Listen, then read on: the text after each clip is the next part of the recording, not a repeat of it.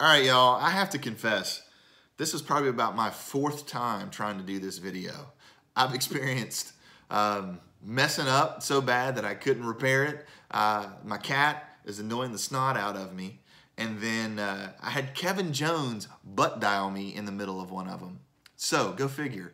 So anyway, I'm excited that I think this is going to be the one. All right. And so I hope everybody is doing well this week, and I hope that you're staying dry. I need to cut my grass. I don't know when I'm going to be able to cut my grass because right now it's a swamp. And so that's one of those things that I would love to be able to do that I just can't right now. So with that being said, we're going to do our Devo today. And so we started in this new series in Isaiah 54, verses 2 and 3. And this is based on a prophetic word that God gave Pastor Hal as an encouragement for the direction and vision that for the future of Summit Church. And so last week we talked about verse 3, how it talked about our descendants were going to be numerous, that we were going to be busting at the seams, and that we were going to go into different nations, and that we were going to resettle in desolate cities. And it's cool how that goes along with the mission of Summit Church to see change lives that change the world. We're literally living in that. We're seeing people come into Summit Church, be connected with God, grow in their relationship with Him, and then begin to serve not only the church around them, but go out and go into schools and Bible schools and different areas and serve the people around them and serve the cities around them. And so it's really cool to see that. And so today what I want to do is I want to focus on verse 2 of Isaiah 54. Like I said, we were going to work our way backwards. And so this is how this practically applies to what we are doing at Summit Church, and how we can practically apply it to our own personal lives to prepare for what God is doing. And so let's go to verse 2, Isaiah 54. I'm going to read it from the New American Standard Version first. It says it like this: "Enlarge the place of your tent, stretch out the curtains of your dwellings, spare not, lengthen your cords, and strengthen your pegs." Let's read it from the NIV version. "Enlarge the place of your tent, stretch out your tent curtains wide, do not hold back, lengthen your cords, strengthen your stakes." And so what I want to focus on today is enlarging the place of your tent. And so, in other words, make the footprint bigger. And I don't know if you guys know this or not, but I used to work for an architectural firm in Buchanan for several years.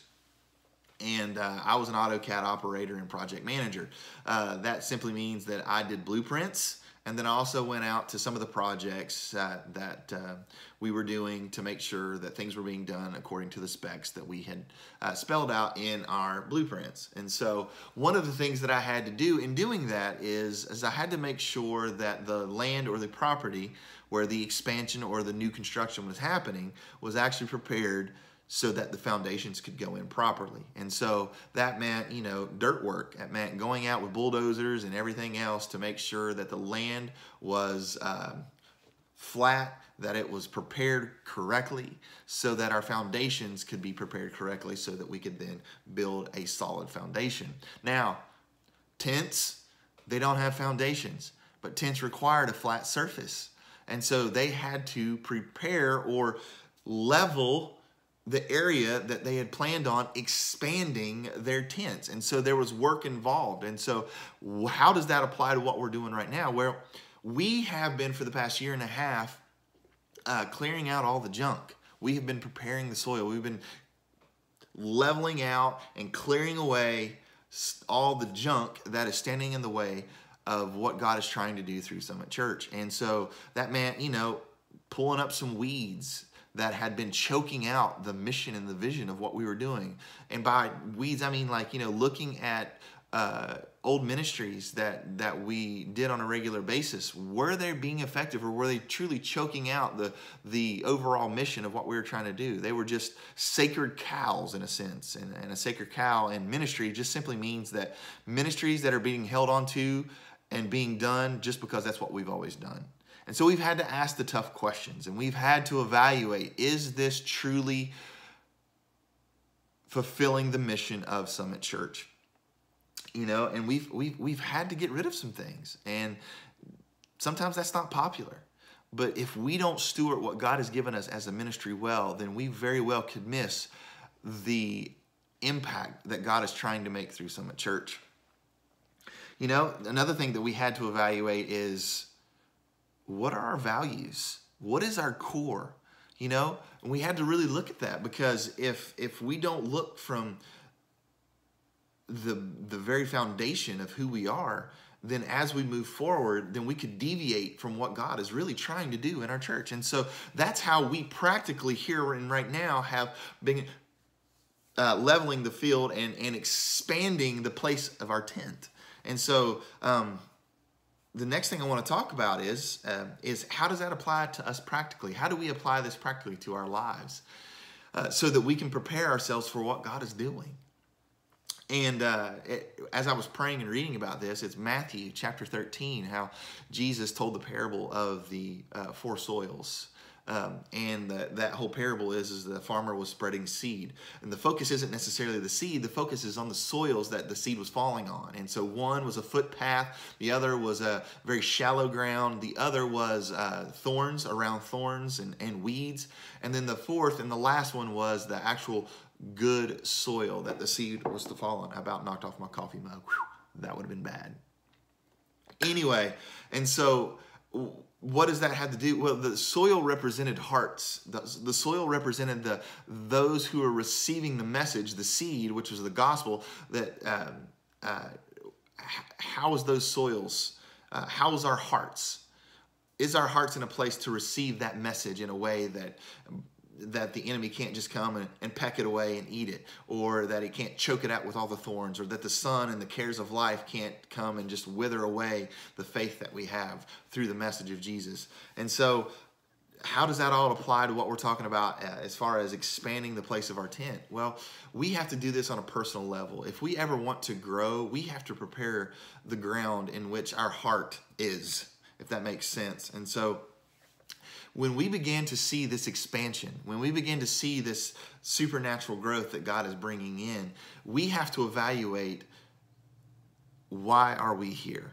Are we okay with handling people that are different than us? Are we okay with adjusting ministries to accommodate new Christians? Are we okay with people who are not like us, maybe that don't necessarily believe like us, right?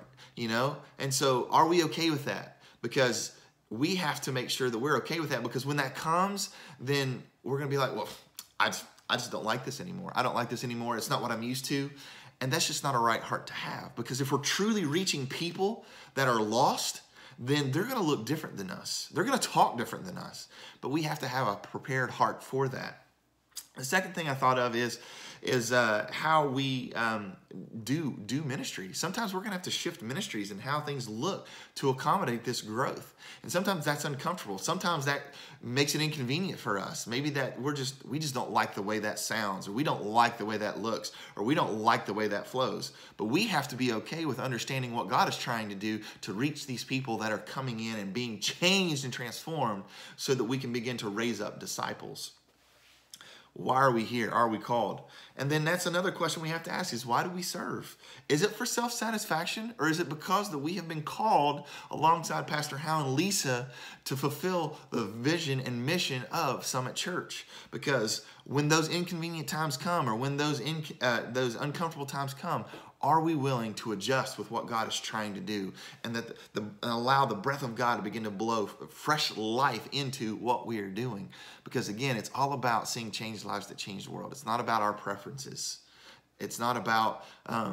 It's not all about us. If you'll notice, when Jesus talked to his disciples, he was telling him about the kingdom of God, and he was preparing them to then go on after he ascended to fulfill the call of the church.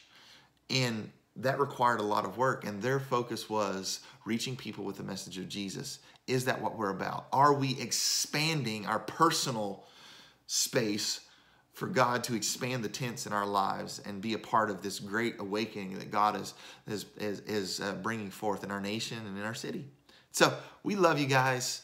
And next week, we're going to talk about stretching our tents wide and holding nothing back. And I'm excited about that message. And so for this week, we hope you have a wonderful week. We are praying for you. We love you. If you have anything, text us, call us, email us. We love you. Have a wonderful week.